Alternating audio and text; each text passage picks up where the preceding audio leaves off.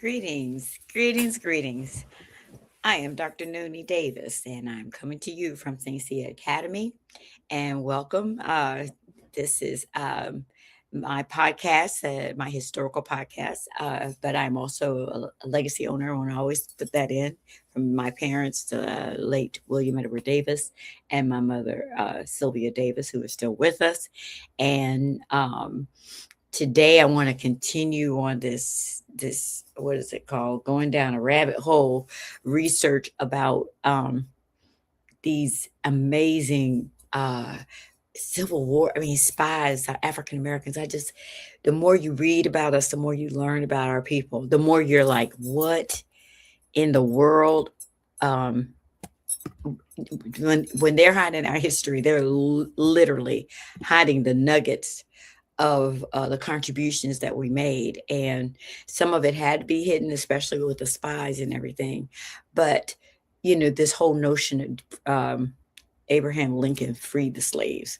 And then, we find out, well, oh, it was the soldiers. It was the Black Civil War soldiers. And then you find out, oh, yeah, oh, Harriet Tubman was a spy. Oh, wow. And then, you find out, now I'm finding out, oh, wait. It was deeper than that. We had spies in the Confederacy. A person, Miss Bowser, who was working in the Jefferson Davis's the Confederacy president, Jefferson Davis's house, and was stealing his information that he was communicating with the military. Then we find out, hey, Robert E. Lee actually said, hey, these black people are the reason why we lost the war. I'm like, oh my God. And so we literally earned our own freedom. And it's also encouraging because we know we ain't going back. We don't have to go back. We've already been through this. These people don't know who we are. Unfortunately, too many of us don't know who we are either. And so we get depressed and succumb to this. And I'm not saying we shouldn't be worried, but we should definitely, once you know who you are historically. Oh, I got some pain in my hair, y'all. I was painting earlier today with my kids. Anyway, we are more than conquerors. I'm just gonna put it like that. We are more than conquerors. So greetings, greetings, greetings as we continue on this journey. I think I've covered at this point, I'm gonna go back to the first one that we did. I think, and just go give thanks to all these people's names. We had James Armistead Lafayette. I'm gonna say his name and just give him thanks for what he did. We have Saul Matthews. We give thanks for him and these are the people who were Revolutionary War. We give thanks for what is this other guy? That's a Townsend guy. That's Miss Liss. We give thanks for Miss Liss, who was part of the spy ring. We give thanks for Tego, who was another one. Um, let's see. We got James Lafayette. How about Kwaku? He was a civil, I mean, a Revolutionary War spy. We have Cato, who is also a Revolutionary War hero. So then we have, let's go on back over here. And let's see, I have this, Mary Richardson Browser. She was the one I was talking about, who I was talking about earlier. She was the Revolutionary War, Civil War spy. And then you have, let's see, who's the other person's name? We're gonna get everybody. Um, let's see. I had them all down here. Black dispatches. These people were like something else. We have General Butler. Now, General Butler talked about him quite a bit. And so you got John Scobell, and you've got who else? I can't see everybody's name. I have to write all these names down somewhere so we can. Ringwald, Scobell. We have Ringwald. Oh, Ringgold. That was, yeah, the guy's name was Ringgold. And then we have over here uh, Mary Truvester, who I was talking about yesterday. She was like, I mean, last week, crazy how she got that information about that, about the plans for the ironclad ship. I mean, these people. Um, then you have what's his name? That was her husband. Okay, wait. This was the other guy. Oh, Robert Smalls. How we gonna forget about Robert Smalls? Robert Smalls was not playing. And so this week I want to talk about Charlie Wright, William A. Jackson, and I'm going to end with Abraham Galloway. Now, uh, so I found this Wikipedia article, and and then there's also the one I talked about. It's the Civil War.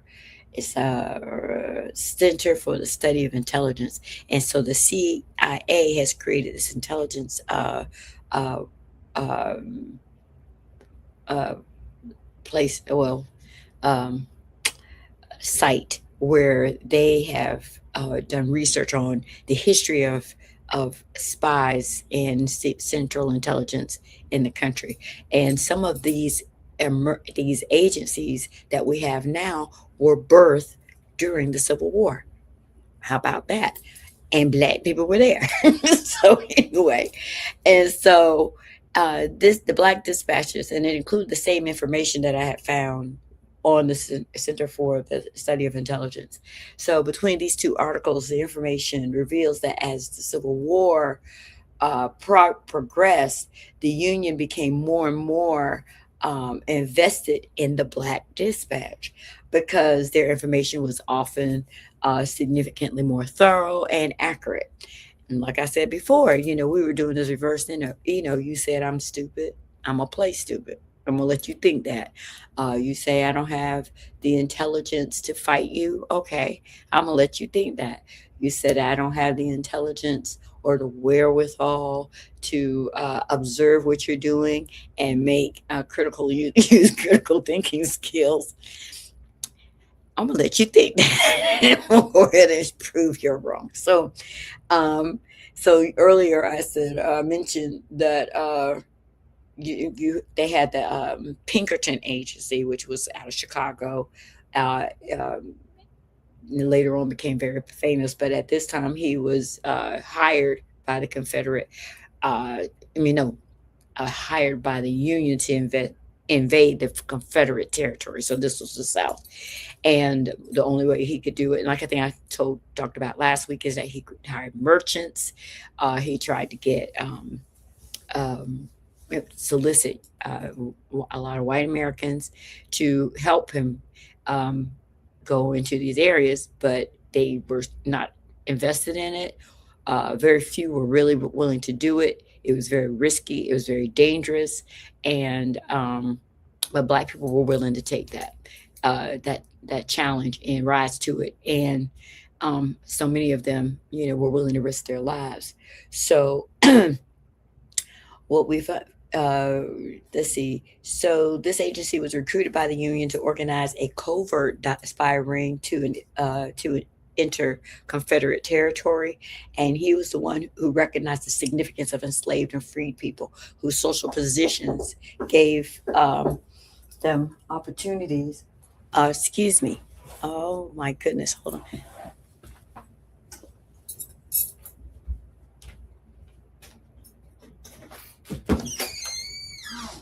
I can't talk right now. I've got an appointment. I'm online. But, oh, I think I have to take that from here. It didn't work out, but anyway. Yeah, we tried to take that. Oh, yeah. Sorry. Oh my goodness. I'm sorry. I didn't know who that was. I thought it might have been a parent. Oh, pardon me. So, um, so where was I? So Southern White, because of the problem with Southern White. So this guy, Charlie Wright, William A. Jackson, and Abraham Galloway are the three African spies I'm introducing in this particular podcast. So, as I stated previously, the Union was fully aware of the importance of contraband intelligence. And like I said before, contraband intelligence were the Africans. Africans were considered contraband if they ran away. That they were considered property, and if you were property, and even if you took your own self, you were contraband. So contraband intelligence is what the Union called the black people who escaped and entered into Union territory. Um, and Africans were considered to be the, like I said, um, the best sources of information.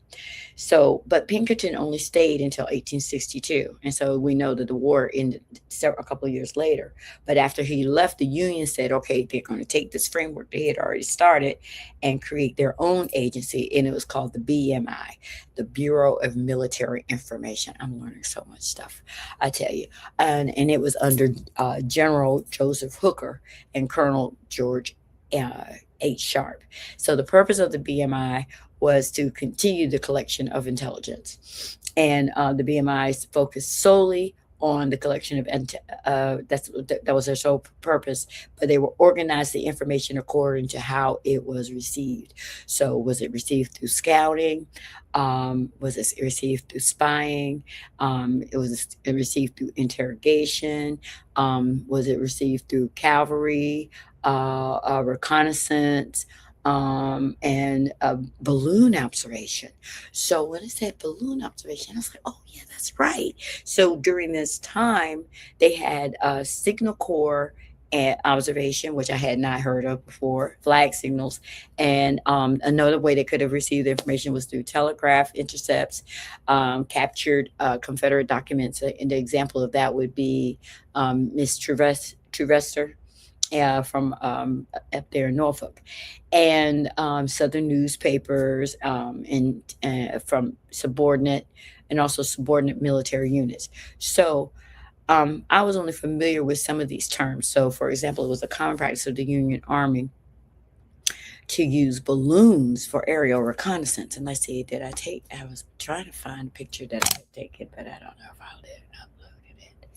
But they have pictures of their balloons. Let's see, did I do it? Let's see, who was he?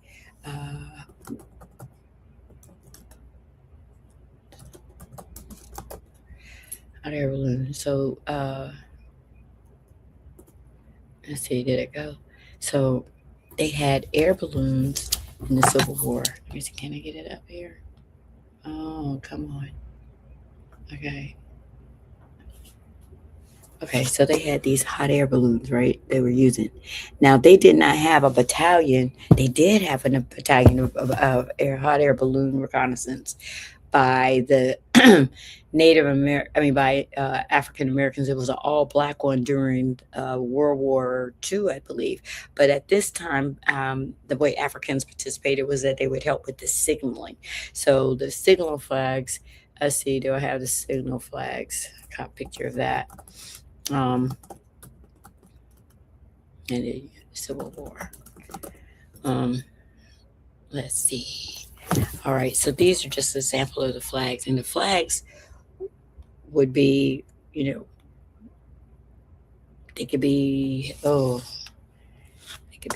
uh, white with a red dot, black. I mean, red with a white dot, and I think they could be black with a white dot or a black dot or whatever. But anyway, or a square, and they were used to convey specific messages. And they said Africans were very much involved with that part of signaling these balloons to let them know um, where the direction of that the troops may be heading, whether the troops were they able to see with the scope of the fight of the battle, who seemed to be winning.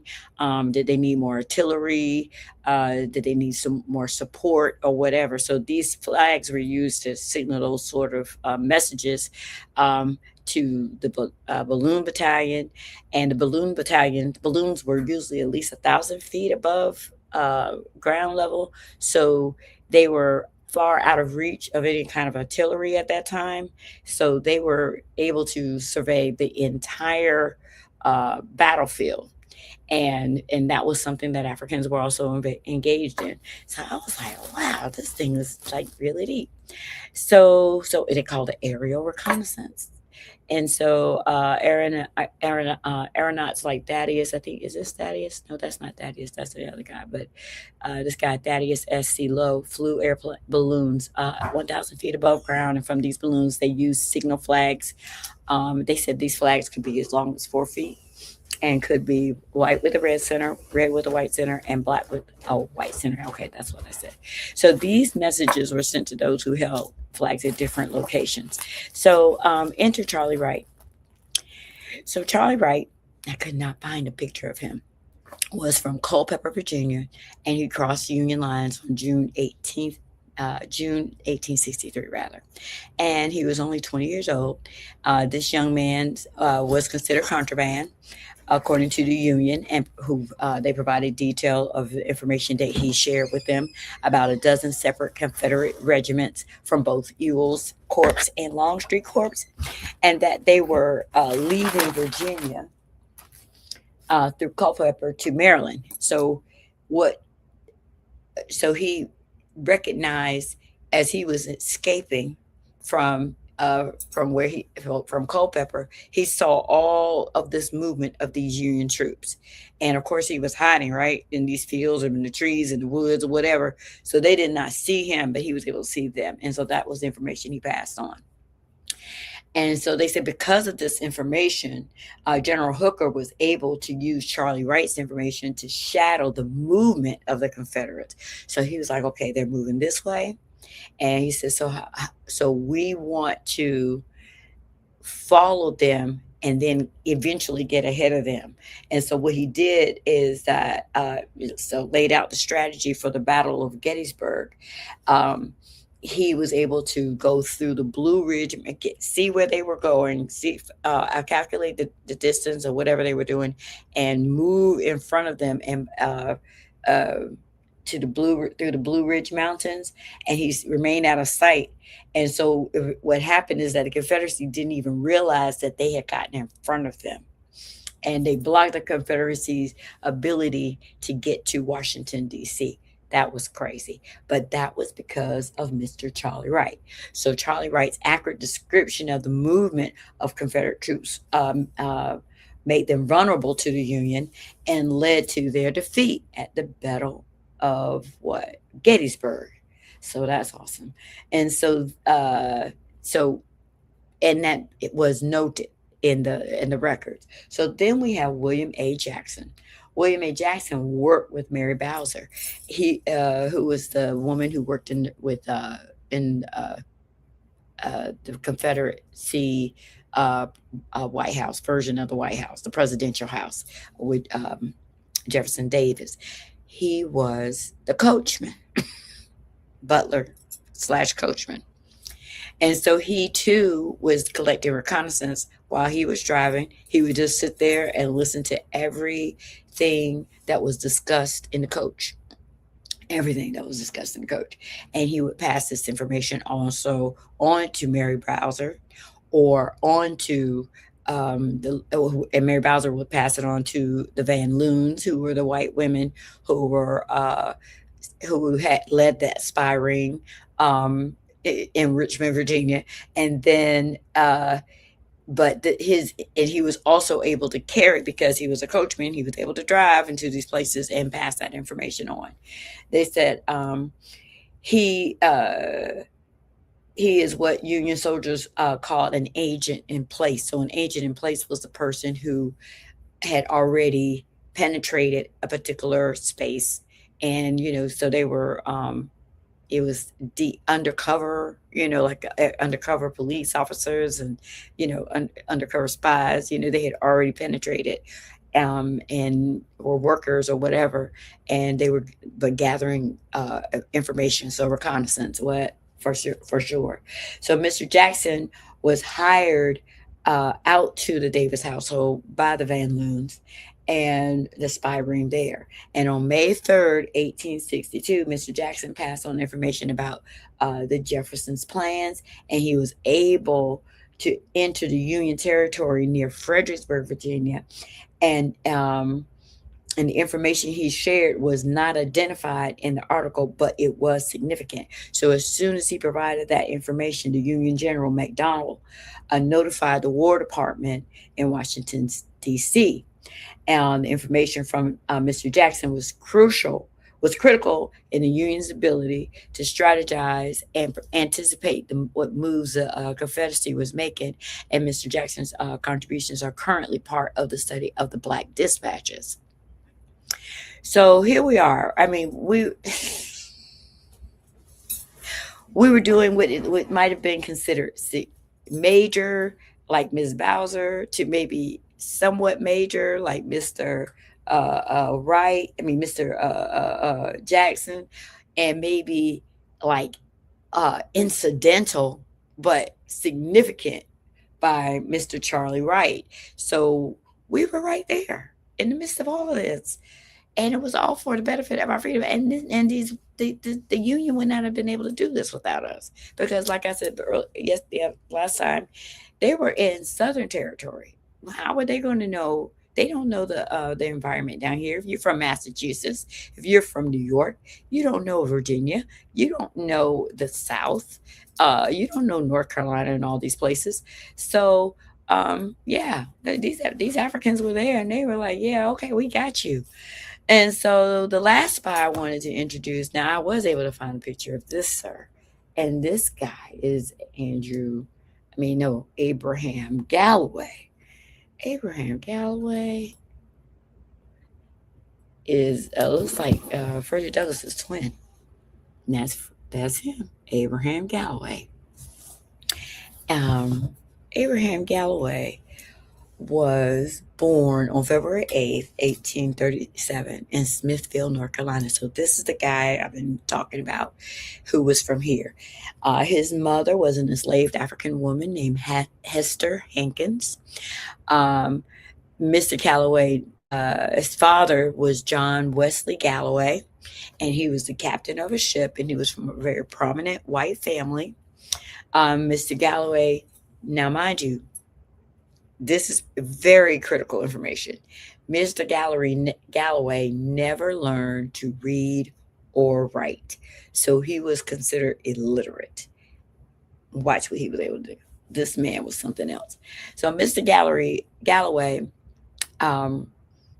never had any formal education at all, and never learned how to read. All right, but however, when he moved with his father to Wilmington. So Mr. Galloway's father took him down to Wilmington and had him become apprentice brick mason. He was sent for an apprenticeship. He got this apprenticeship, and then he became a master brickman. Now, once he got his job, his dad said, all right, I see you're down here, you making some money, and I want you to pay me $180 per year of your wages that you're earning as a brick mason.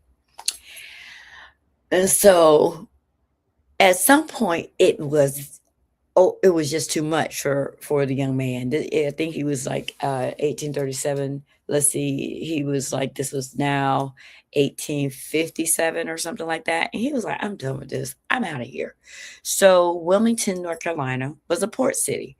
And so, like many other port cities, even like Norfolk, Virginia, folks down there in Tarboro area, anywhere there was a port city, there was a very active Underground Railroad unit. And so Mr. Galloway had an arrangement with his father, and he said he ain't gonna do it no more. And it was unreasonable. And he, with another enslaved young man, escaped on the Underground Railroad on a schooner to Philadelphia. And with the help of the famous abolitionist William Grant Still, William Grant Still, I'm sorry. He's the musician who wrote an orchestra. He must have been named after Mr. Steele. But William Steele, who was in charge of the Underground Railroad in Philadelphia, he was a major conductor. He was the one that collected all this information and wrote the book about all the people who escaped, who came through his printing service uh, uh, underground house on the Underground Railroad. And so he encouraged them to escape. It was three young men. I don't think I thought I had the young men's names down here, but anyway, he could not stay. Galloway could not stay in Philadelphia because now they had the Fugitive Slave Act. So if you were caught, you were going to be taken back, and you may not have survived it, or you were going to be sent to even further south as punishment, or to the Caribbean as further punishment. So it, he couldn't take that chance. So Mr. Steele provided Galloway, Mr. Eden, and another fugitive um, with the money for a train ticket and contacts for their journey farther up to Canada. So he went to Kingston, Ontario, Canada. And during this time, the only evidence that was left of Galloway was a picture that he took, and that picture was later printed out. And so that's how we know he was actually and met with William Grant Steele, because he was in his book. And then the oilcloth that he got off of the schooner that he escaped on. And the problem with the oil, with that was, or what it symbolized, was how dangerous the journey was. Africans who escaped on these schooners had to hide in these very dangerous locations on these schooners. And sometimes they would, if the Navy suggested that there was contraband on the schooner, escaped their Africans, they would permeate the air with this gasoline, and these fumes that could actually kill them, poison them, or whatever. But Galloway and the people and a man named Eden who he escaped with, they actually did experience that. But however, they recovered. And so the oilcloth was a symbol of their survival on that schooner. So now, by this time, Galloway was, like I said, was 20 years old. So he went to Canada, but he wanted to still remain very connected to the Underground Railroad. So this dude said, I'm going to go on back down to Ohio. And he was very active in Massachusetts, and he joined the abolitionist movement. And although he wasn't a reader or a writer, they said he was an amazing orator and would make these public speaking arrangements or engagements that were anti-slavery. So he would go back and forth, and they said he also used his brick mason skills to go to Haiti. Imagine that. He went to Haiti in 1861 to support James Redpath, who was a white abolitionist who was trying to establish a Black emancipating community. What was it called? An exile community of Black people in St. Mark. And so he volunteered to go down there for about 15 weeks and work to help construct the city. It's crazy. It's amazing. I mean, so he escaped from Wilmington, North Carolina, went up to Philadelphia, then went to Canada, then was in Ohio and Massachusetts, and then traveled to Haiti. Wow. So his spy legacy, though, began in 1862, following the breakout of the war. And some of the folks in Massachusetts who he had been working with had him recruited to become a spy under Butler, the same guy who was down there in Fort Monroe. And so he was, and this guy, remember, he was the commander. And so we read about him with other people who were part of the Black Dispatch. Now, what happened to Galloway was that he was there for a little bit, and then they sent him down to Mississippi. Well, when he got to Louisiana, after he got to Louisiana, he was then sent to do some undercover work in Mississippi. They said he disappeared and nobody knew where he was for a minute. And so it's believed that he was caught by the Confederacy, but he somehow escaped. Okay. And so because there was no contact, they thought that he had died, but they said all of a sudden he resurfaced in New Bern, North Carolina, and reportedly was in very dire need. So, I mean, he must have been told about the frame, but he did get back to New Bern. And then after, with the help of this lady named Mary Ann a Starkey, who was an enslaved woman at that time. Um, she was also a political person, advocate for freedom or whatever, and so she helped him get back on his feet. This man lived a very interesting life. He was an active political voice in New Bern.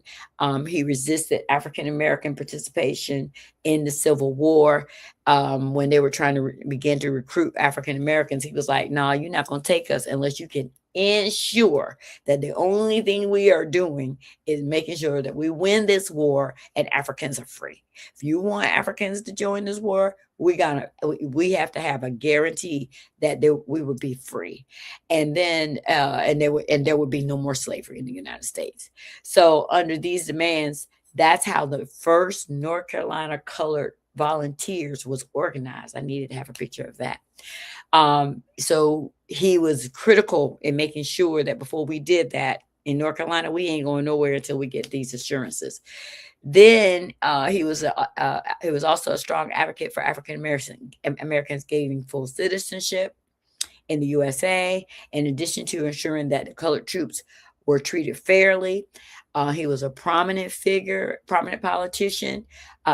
Mind you, he could not read or write yet. He never learned how to read and write, but he was a major voice in North Carolina among the colored community. He met with President Abraham Lincoln, with other African American leaders from North Carolina. He although he was illiterate, he was invited to engage with his contemporaries through his major speeches. He knew Henry Highland Garland and Frederick Douglass, and participated with them in the National Equal Rights League. Mr. Abraham eventually became a state senator for North Carolina. And it's just amazing. It's absolutely incredible to know that our ancestors were achieving these critical feats in the midst of the extreme inhumane violence in America.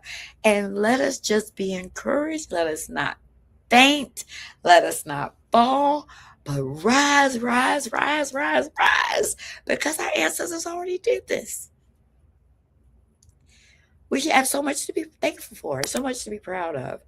And so, ashe, ashe, ashe. If you're talking, they will hear you. We all want our kids to grow up safe and healthy, so we show them how. And we tell them with honest conversations that let them know what we expect. Not just one time, but every chance we get. That's especially important when it comes to alcohol and other drugs. Kids not only need to know the dangers and how to avoid them, they need to hear it often from you.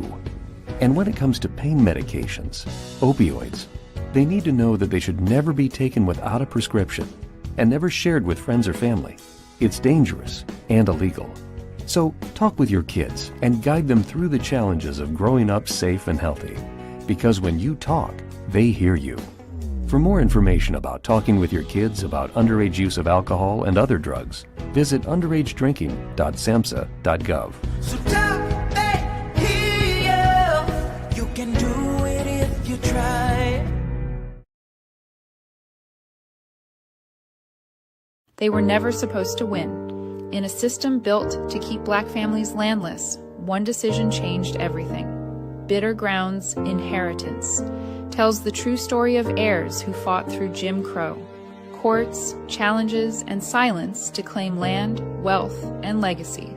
Told by descendant Captain Newborn, this is more than a story, it's a rare victory. A must-read that exposes America's hidden past. Get your copy today.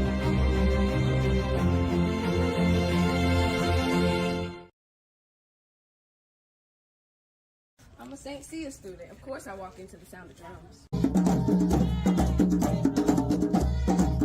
I'm a St. I'm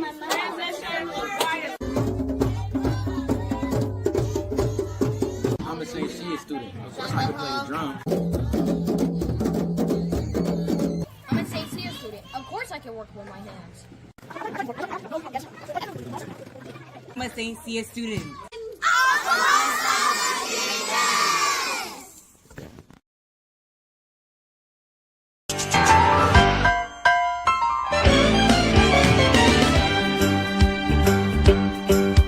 It's a rare condition this day and age to read any good news on the newspaper page. And love and tradition of the grand design, some people say, is even harder to find. Well, then there must be some magic clue inside these gentle walls. 'Cause all I see is a tower of dreams, real love bursting out of every scene.